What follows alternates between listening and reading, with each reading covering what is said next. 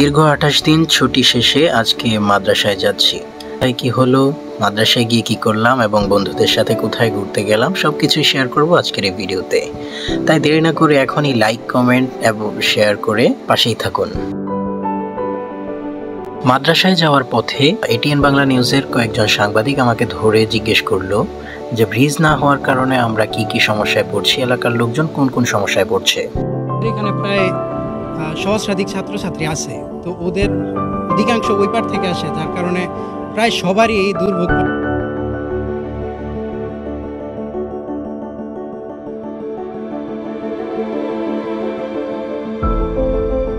A few moments later. মাদ্রাসায় কিছুক্ষণ থেকে কয়েকটা ক্লাস করে আমি এবং আমার বন্ধু মিলে বের হই ঘুরতে।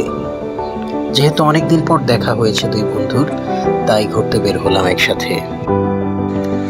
গিয়েছিলাম নরসিংদীর সাজেক ভ্যালি খ্যাত সোনাময় টেকে।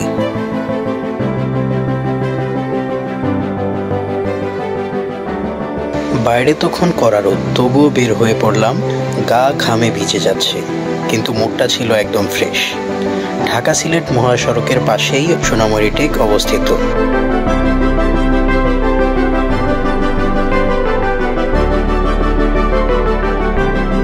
অবশেষে যখন সোনাময় টেকে উঠলাম, চারপাশ দেখে চোখ স্থির হয়ে গেল।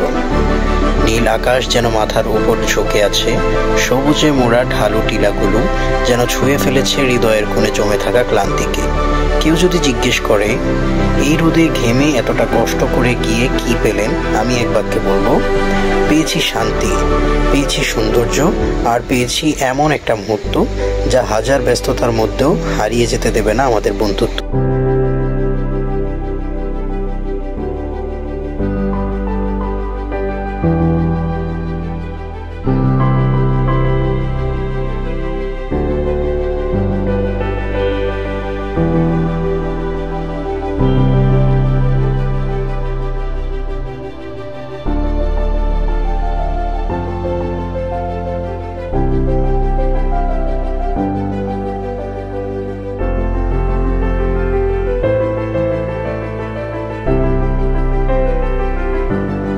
তো আজকের মতো এখানেই বিদায় নিচ্ছি।